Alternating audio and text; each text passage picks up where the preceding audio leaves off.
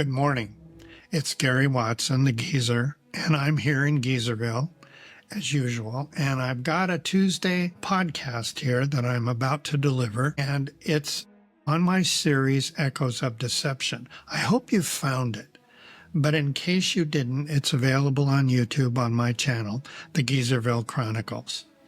So, let's get started. In episode 3, I left behind a question. And the question was, what does it take to speak truth to power? And in this episode, we're going to kind of explore the tip of the iceberg on the answer to that question.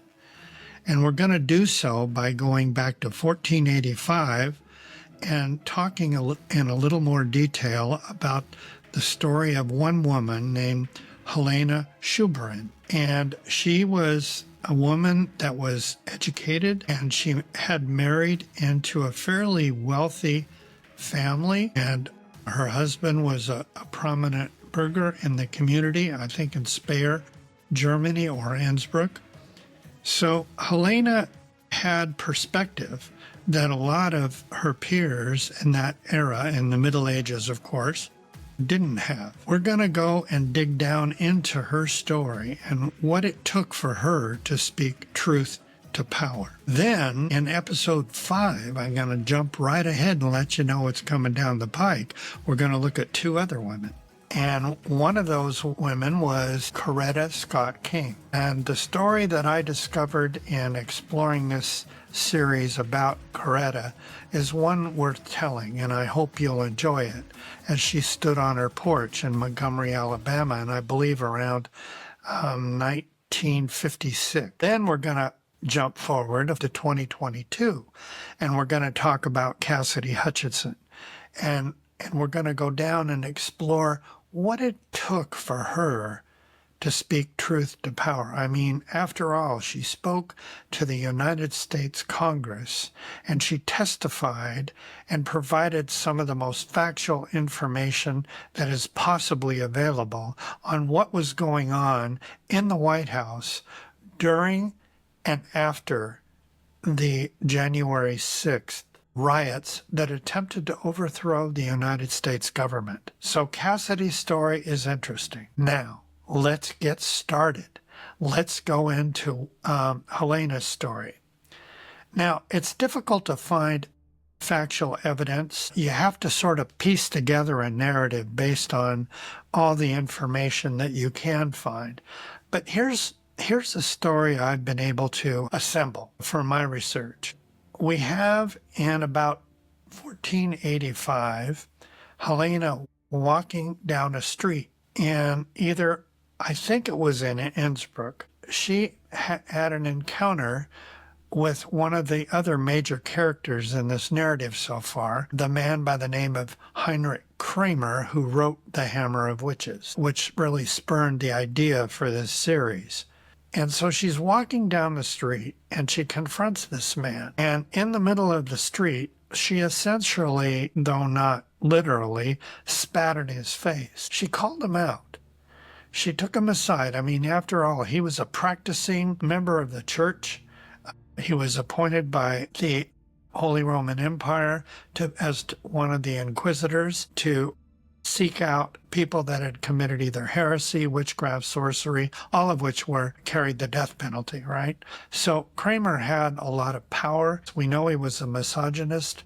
We know he was someone who told lies and falsehoods, and he was also someone who leveraged power on behalf of his own self-interest in order to advance whatever interests he had in the world.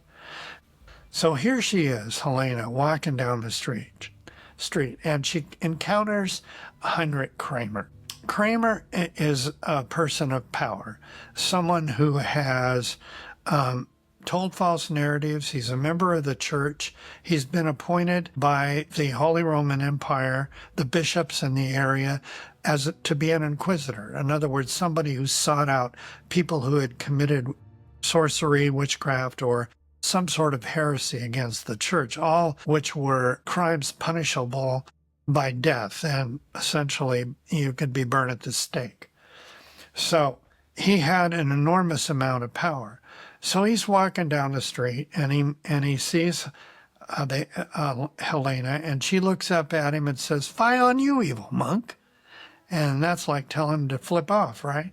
And that bordered on heresy at the time. Kramer struck back the only way he knew how, through accusation.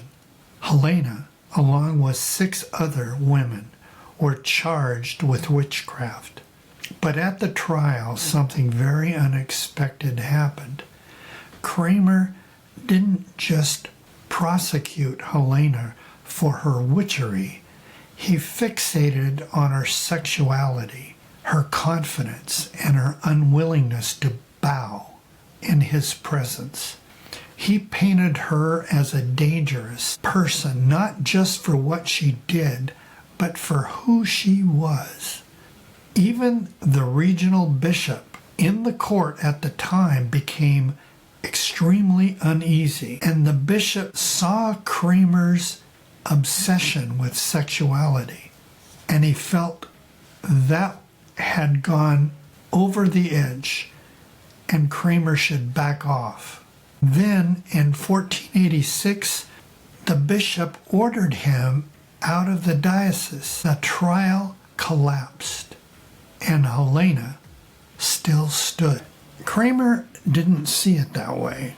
He saw the debacle that happened in Innsbruck and his ouster from the church and the diocese as a betrayal by a woman who was evil, essentially Eve reincarnated. So when he retreated, started to write, the book that came out was a blueprint for prosecuting witches. It was obsessive, it was vicious, and it was dangerous. And it was written in Latin and cloaked in the church authority as a book claiming to prove that witchcraft was real and that women by nature were more likely to have relations or consort with demons and the devil.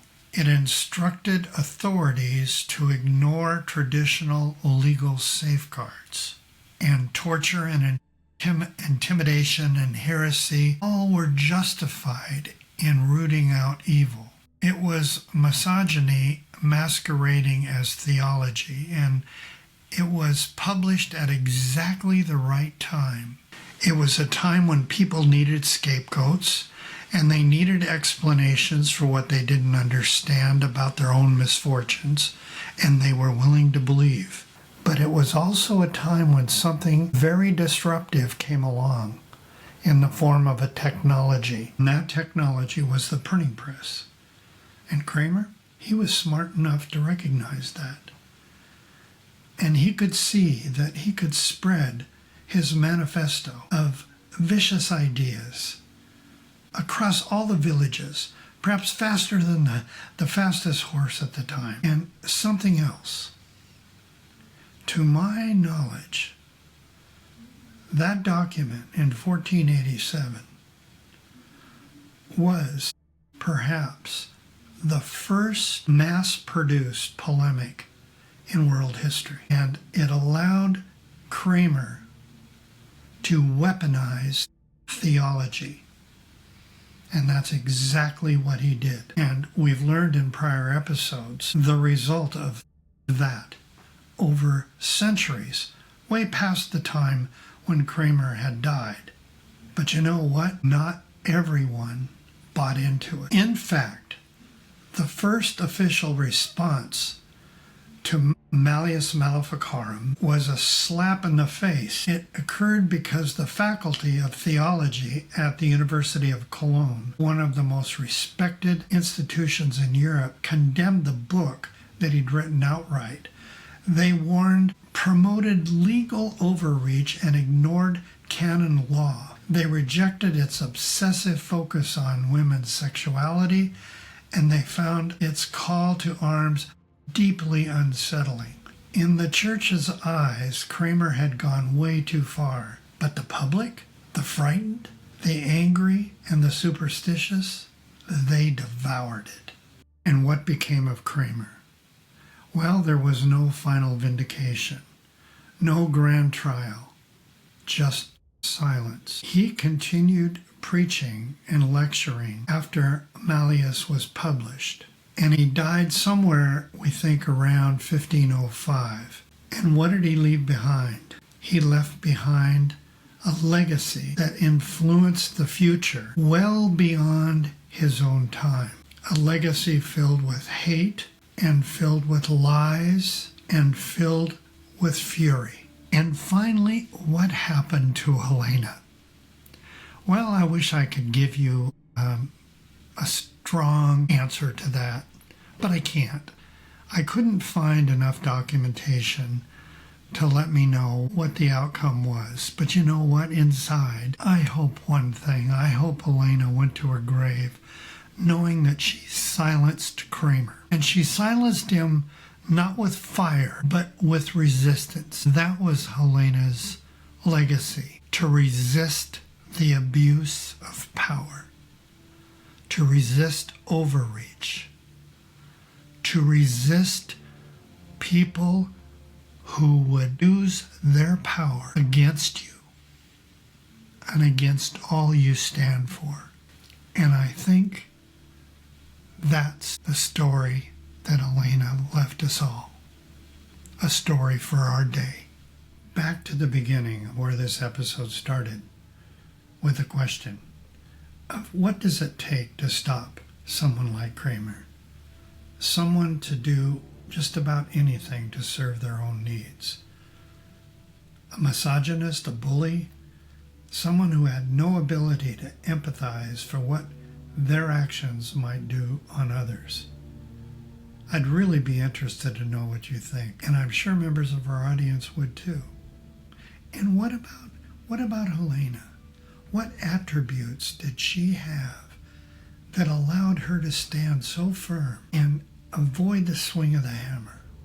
We're going to explore some of those thoughts and ideas in the next episode, episode 5, where Helena's spirit was cast forward in time and into the minds of 2 other examples where women stood defiant against power and possibly changed the course of history by doing so.